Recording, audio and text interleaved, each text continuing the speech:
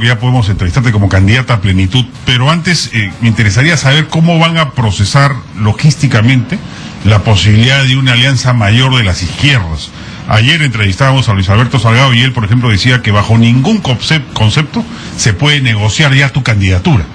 Que si hay una posibilidad de ampliar el Frente Amplio a las agrupaciones que hoy conforman el otra ala, digamos, Únete por la Democracia, Ciudadanos por el Cambio, etcétera, sería solo bajo la inclusión de ellos en la plancha presidencial, bajo tu candidatura o en las listas al Congreso. ¿Eso ya está definido así? ¿Es también tu punto de vista? ¿O cabe la posibilidad de renegociar todo y volver a foja cero por una nueva gran primaria? A ver, Juan Carlos, nosotros como Frente Amplio tuvimos un Congreso Nacional en julio pasado con presencia de cerca de 600 delegados y planteamos que después de estas elecciones ciudadanas, abiertas, que hemos convocado y que han concluido con la elección de la candidatura presidencial, íbamos a abrir una etapa de diálogo, de articulación con otras fuerzas políticas y sociales en búsqueda de consolidar una articulación mayor. Eso sí dijimos sobre la base de, primero, criterios programáticos, y te puedo decir cuáles, y procedimientos democráticos. Lo que nuestras bases nos han pedido y que nosotros suscribimos plenamente es que no se pueden seguir decidiendo las cosas entre cúpulas, entre cuatro paredes, repartija de cargos y de candidaturas, ¿no es cierto? Eventualmente, como se hace en otros partidos, con plata de por medio. Eso de ninguna manera. Si se hacen alianzas, va a ser sobre la base de acuerdos programáticos y procedimientos democráticos. Entre esos acuerdos programáticos nosotros hemos planteado como mínimos, ¿no?, que suscriban la voluntad de cambiar de modelo. ¿Qué significa eso? Que necesitamos fortalecer, modernizar el Estado para que éste pueda participar con planificación en la actividad económica de nuestro país, para que pueda garantizar servicios públicos de calidad. Hemos planteado también la necesidad de un compromiso de lucha frontal contra la corrupción, un compromiso irrestricto con los derechos humanos, el rechazo a estas lógicas de criminalización de la protesta, o también, por ejemplo, el respeto de los derechos de los pueblos indígenas, incluido su derecho al territorio integral, a la consulta previa. Esos son, por ejemplo, algunos de los criterios programáticos sobre la base de los cuales efectivamente, pero sobre la base de los cuales estamos dispuestos a dialogar y construir una articulación mayor. Salido el Partido Humanista, ¿todo el resto de agrupaciones cumplen esos requisitos? Bueno, habría que sentarse a dialogar con ellos y evaluar si es que también dentro de su perspectiva programática incluyen estas posibilidades Fuerza social, y qué tan dispuestos están a implementarlas a través de propuestas concretas de gobierno. Porque muchas veces, Juan Carlos, en el discurso, en el rollo general y abstracto estamos todos de acuerdo, claro, pero a la hora de la hora, ¿cómo se implementa eso? A eso, ¿no?, iba. ¿Cómo se implementa la consulta previa en la Municipalidad de Lima? ¿Te parece una gestión de izquierda? Mira, en la medida en que se buscó favorecer a sectores vulnerables de la población, yo he podido conocer, por ejemplo, y a pesar de que no soy limeña, Juan Carlos, he podido conocer esos importantes programas y políticas que se implementaron, por ejemplo, para garantizar derechos de las mujeres en materia de salud sexual y reproductiva, o en materia, por ejemplo, de ayudar a insertarlas al mercado laboral para que no dependan económicamente de sus parejas y puedan tener una autonomía financiera. Me parece, por ejemplo, una... No, pero en términos de inversión, por ejemplo, la Municipalidad de Lima, bajo la gestión de Verán, fue muy agresiva en políticas de inversión privada, concesiones privadas y demás. Que yo creo que discrepa con tu línea de pensamiento. A ver, no. A ver, en el Frente Amplio lo que nosotros planteamos es inversión privada, sí, pero primero bajo reglas de juego claras y en el marco de políticas y programas de desarrollo bien definidos. O sea, no podemos seguir con la lógica actual, Juan Carlos, de que es el inversionista privado que decide dónde invierte, cómo le da la gana, cuando le da la gana y bajo las reglas de juego que le da la gana. Nosotros creemos que es el Estado, en diálogo con la ciudadanía, con los distintos actores sociales, económicos, productores locales, comunidades campesinas, es el Estado quien tiene que definir cómo y dónde se invierte y con qué fines, ¿no es cierto?, de manera sostenible, fortaleciendo la institucionalidad. En términos generales, por supuesto que sí. Por ejemplo, en educación.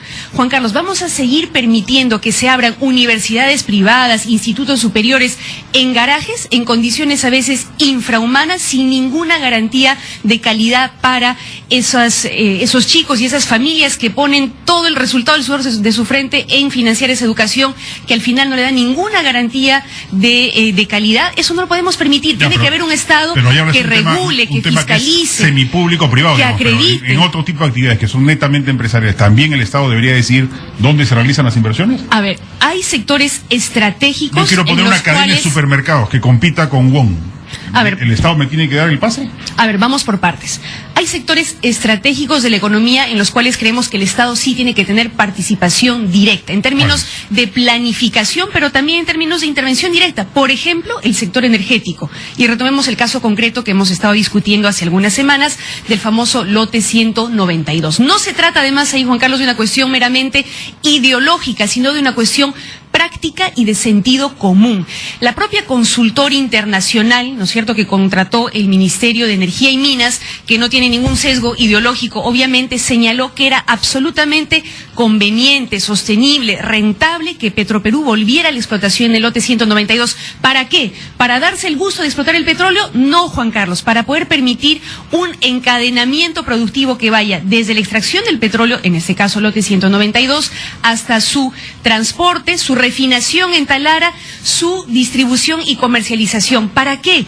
Al participar en toda la cadena de producción y de valor, es más rentable para Petroperú, lo cual le permitiría pagar de manera más rápida y eficiente la refinería de Talara, pero también poner a disposición en el mercado para las peruanas y los peruanos un combustible más barato. ¿Qué pasaría, Juan Carlos, si ocurre eso? ¿Qué tendrían que hacer las demás distribuidoras?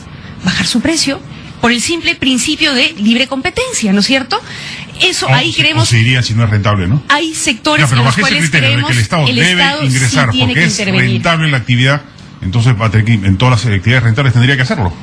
No, hay sectores estratégicos en los cuales, repito, creemos que sí tiene que participar directamente, y otros en los cuales es el Estado, una vez más, en diálogo con la ciudadanía, comunidades indígenas, productores locales, quien tiene que definir los marcos. Por ejemplo, nosotros de lo que hablamos es de la necesidad imperiosa de hacer ordenamiento territorial. No puede seguir habiendo inversión minera donde sea como sea y a costa de la propia vida de las personas. Eso es inadmisible. Se tiene que definir, evaluando las potencialidades del territorio nacional, región por región, localidad por localidad, donde hay potencial minero, donde agrícola, donde pecuario, donde turístico, ¿no? Y en función de eso, ¿tú crees que el Estado debe tener participación empresarial en la minería? No necesariamente, repito. O sea, Centromín, Minero Perú, ¿deberían reaparecer? Nuevamente, lo que creo que el Estado debe hacer es fijar las reglas de juego, con una perspectiva de mediano y largo plazo, ¿no es cierto? Por ejemplo, lo que no se hizo adecuadamente en este superciclo de precios altos de los minerales, ¿no? Se debió haber cobrado más impuestos a los sobreganancias mineras, porque se tuvo un ingreso en determinados momentos estratosférico, diría yo, que el Estado no supo aprovechar, cobrar mayores impuestos en aquel momento de precios altísimos de los minerales y reinvertirlos para garantizar las condiciones de una diversificación económica productiva que nos permitiría hoy afrontar en mejores condiciones la situación de reducción de los precios de los minerales. Por ejemplo, te decía, a partir del ordenamiento territorial, identificar las potencialidades del territorio, donde minería, agricultura, ¿no? Uso sostenible de bosques, turismo, etcétera. Pero tú eso no crees que lo debe hacer el propio mercado. O sea, que el capitalista, en búsqueda de utilidad y de ganancia, él mismo y los millones de empresarios por sí mismos decidan dónde creen que deben invertir. No, tú crees que debe ser el Estado. El Estado, pero no, o sea, por una cúpula de tecnócratas. No por sí, para sí. Tiene que haber procesos de diálogo, y eso es el ordenamiento territorial, ¿no? Identificación de las potencialidades del territorio con criterios técnicos, ¿no? Pero también con participación ciudadana, es decir, los propios productores locales, las propias comunidades campesinas, los propios funcionarios públicos determinar qué conviene más, ¿no? Qué actividad productiva conviene desarrollar en determinado territorio. Se consideran también las perspectivas del mercado, pero no única y exclusivamente. O sea, yo quiero poner, por ejemplo, 200 granjas de truchas, y tú me dices no, o tú no, digamos, el ministro de la producción del gobierno de Verónica Mendoza me dice, no señor, porque ya hay demasiadas truchas, usted tiene que sembrar camarones de río. Obviamente, pero digamos, ese tipo de decisión será quien la tome el Estado. Nuevamente, en el ordenamiento territorial, Juan Carlos, la decisión está en manos de Estado, productores, sociedad civil, ¿no? De manera participativa, evaluando con diversos criterios. Un criterio es cuánta renta me va a generar esta actividad, criterio importantísimo, pero otro criterio es cuánto empleo me va a generar, cuán sostenible va a ser. Y ahí, por ejemplo, la minería se queda chica porque no genera empleo de manera sostenible. Apenas, a pesar de la importante renta que ha generado, apenas ha ocupado un 2% de la PEA en los mejores momentos. De manera directa, ¿no? De manera directa. En cambio, el sector agrícola ocupa Pero yo en el podría momento decir, la actual minería el explica el 25% de la de PEA. la planilla estatal. También podría decirlo, digamos, ¿no? Pero, por ejemplo, para quedarnos en el sector minero y trasladarnos a otro tema que para nosotros es fundamental. Otra cosa que el Estado tiene que garantizar es el pleno respeto de los derechos laborales. Y en muchos casos los inversionistas privados no lo hacen. Es el caso, por ejemplo, entre otros, no únicamente, por supuesto, del sector minero. En este ciclo que está terminando de precios altísimos de los minerales, de una importante renta, ¿no?, y utilidades que han ganado las empresas mineras, se ha mantenido un nivel de tercerización de trabajadores altísimo, de 75%, trabajadores con derechos laborales recortados, en contra de las normas establecidas por el propio Estado, que decía que el tope debía ser 25%. A lo que voy es que necesitamos un Estado que fiscalice, que vigile, que se respeten los derechos de los ciudadanos. Inversión privada, nuevamente, bienvenida, pero bajo reglas de juego ¿Tú compartes claras. las tesis post-extractivistas de Tierra y Libertad? A ver, lo que nosotros hemos planteado en el Frente Amplio es, nuevamente, tiene que haber ordenamiento territorial para definir dónde conviene o no conviene hacer determinada actividad.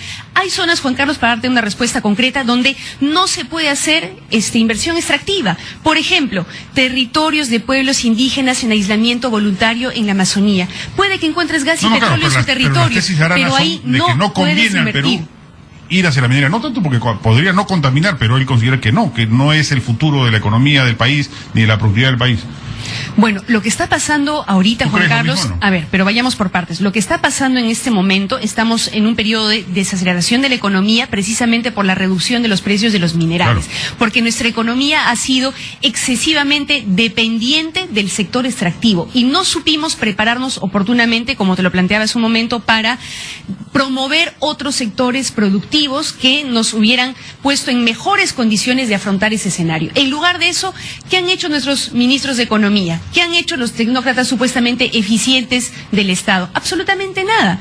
Simplemente se han quedado de brazos cruzados, ¿no?, con esta lógica de seguir explotando de manera irracional los recursos, que generaba una renta importante, ciertamente, el plan de diversificación productiva de Piero Gessi. No hicieron los suficientes esfuerzos para diversificar la producción y la economía, lo cual nos hubiera permitido estar en mejores condiciones de afrontar este periodo de crisis. Pero a tu juicio es incompatible el desarrollo minero con la diversificación productiva. No es incompatible. Debió haber habido más bien una suerte de encadenamiento de estas etapas.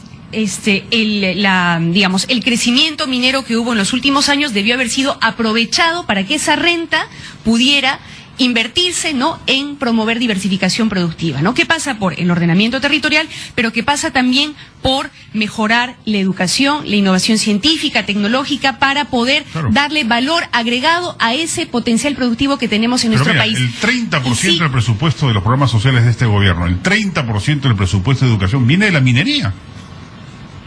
Pero justamente, Juan Carlos, la idea era aprovechar esa renta para garantizar, ya consolidar las bases de una diversificación productiva que no se ha dado. Tú hablabas del plan de diversificación productiva de Piero Gessi. Enhorabuena. Nos parece insuficiente, pero importante. ¿Por qué se da el último año de gobierno? Nosotros veníamos diciendo desde el 2012, señores, este ciclo de precios altos de los minerales se va a acabar. Hagamos ya, implementemos ya esta política de diversificación productiva. Para aterrizar tu propuesta, ¿en qué consistiría, por ejemplo? Tú el 28 de julio del 2016, ¿qué anunciarías al país? Implementemos los centros de innovación científica, tecnológica en cada región para, a partir de sus potencialidades, que el Estado acompañe con capacitación, con acceso a créditos, generando sinergias entre productores locales, entre universitarios que investigan, que innovan científica y tecnológicamente para darle valor agregado a esos productos. Para retomar el ejemplo de hace un momento, ¿no es cierto? El petróleo del lote 192 se refina en Talara y esa es la fuente de energía para que los fosfatos de Bayóvar, en lugar de que los sigamos exportando como piedra, se conviertan en fertilizantes, ¿no? Se les dé valor agregado, se genera empleo, se genera una industria, fertilizantes que a su vez se dan a precio más barato a nuestros productores agrícolas y pecuarios, ¿no? Que a su vez, ¿no?, se les promueve con capacitación, con acceso a crédito, con proyectos de afianzamiento hídrico, etcétera. Pero todo lo que me estás proponiendo ya lo quiso hacer Alan García en su primer gobierno. ¿Quiso hacer eso? Sí, claro. Diversificación productiva. Bueno, no lo hizo, Juan Carlos. Participación del Estado, de empresas no lo hizo. públicas, Nosotros, de precios, nosotros lo vamos a hacer de manera ordenada, planificada. La gente no con te va a decir que eres chavista, claros. sino alanista. De ninguna manera, Juan Carlos, eso sí no lo acepto. Eso sí me ofende enormemente. ¿Por qué te ofende? Eso sí, porque estamos hablando de una persona, Juan Carlos, no, pero no hablo de él como persona, hablo de su propuesta económica, de su primer gobierno. A ver, estamos hablando de la propuesta del Frente Amplio. Y la propuesta del Frente Amplio tiene que ver con poner orden en la casa, identificar nuestras potencialidades productivas, ponerlas en valor, promoverlas con capacitación, con acceso a créditos, con innovación científica, tecnológica. ¿Para qué? Eso. Para generar empleo. El Estado lo haga. No solamente y lo los va a hacer liberales el creemos Estado, que eso lo tiene que hacer el mercado, por su propia cuenta y riesgo. pero no lo está haciendo, ni lo va a hacer, Juan Carlos. O sea, yo sé que tú eres de los que cree que la mano invisible del mercado lo va a resolver todo. Bueno, lo real es que no lo ha resuelto, no lo está resolviendo. Acá no ha habido mercado, ha habido mercantilismo. En el caso... El Estado acá ha favorecido grupos empresariales con normas diarias, todos los días, pichicata empresarial, tributaria. Efectivamente, lobbies que han favorecido intereses empresariales. Claro, con el cuento del abstencionismo del Estado, en realidad sí tienes un Estado que participa, claro, que se entromete, pero para favorecer a algunos inversionistas o empresas particulares. Lo que nosotros planteamos es que ese Estado sirva al ciudadano, en diálogo con productores locales, con empresarios, con comunidades campesinas, con universidades, planificando el desarrollo económico, pueda promoverlo de manera sostenible. Ese es su rol. No tiene que intervenir necesariamente directamente. Necesitamos sí inversión privada, pero en el marco de una política previamente planificada. Por ejemplo, en el sector energético, para volver a ese tema. De acuerdo, vamos a seguir explotando nuestro gas y nuestro petróleo, pero no podemos seguir haciéndolo de manera indiscriminada. Hoy por hoy, el 80% de nuestra Amazonía está lotizada. Si sometemos todo al interés estrictamente empresarial, ¿qué van a hacer? Van a arrasar con la Amazonía, ¿sí o no? El Estado tiene que estar ahí para decir, no señores, no podemos arrasar el 80% de la Amazonía. Invertiremos en inversión en extraer gas y petróleo en determinados espacios del territorio. Otros espacios los preservaremos, ¿no?, por los bosques, los preservaremos porque son territorios de los pueblos indígenas, e iremos invirtiendo en energías renovables, ¿no? Hidroeléctricas, energía eólica, energía solar, porque además somos un país vulnerable al cambio climático. No necesariamente. Si aplicamos tu propuesta, va a subir la tarifa eléctrica. No necesariamente es más cara, no necesariamente es más cara. Las tecnologías están avanzando lo suficiente como para que ese tipo de inversiones sea más rentable, más sostenible. Pero tenemos que ir pensándolo, tenemos que ir planificándolo, tiene que haber un Estado que organice esta situación. Pero también, ¿para qué, Juan Carlos? Para evitar esta proliferación de economías informales e ilegales que le hacen daño a nuestro país. Si no haces ordenamiento territorial, si mantienes esta lógica en la que se superponen derechos en el territorio, lo que estás haciendo es propiciar minería ilegal, tal ilegal como está ocurriendo en nuestro país. Tienes que ordenar el territorio y decir claramente, tanto a los grandes y a los chicos, dónde se puede hacer y dónde no se puede hacer. Y titular, por ejemplo, a los pueblos indígenas para que no estén sometidos, ¿no?, a la avidez de los madereros ilegales, como en el caso de Aguetamal y Sahueto. Pero plenipotenciaria. A ver, Juan Carlos. Yo le doy tu título, toma tu título, tus 100.000 hectáreas a la comunidad tal, y tú decides con esa cantidad de tierras lo que quieras.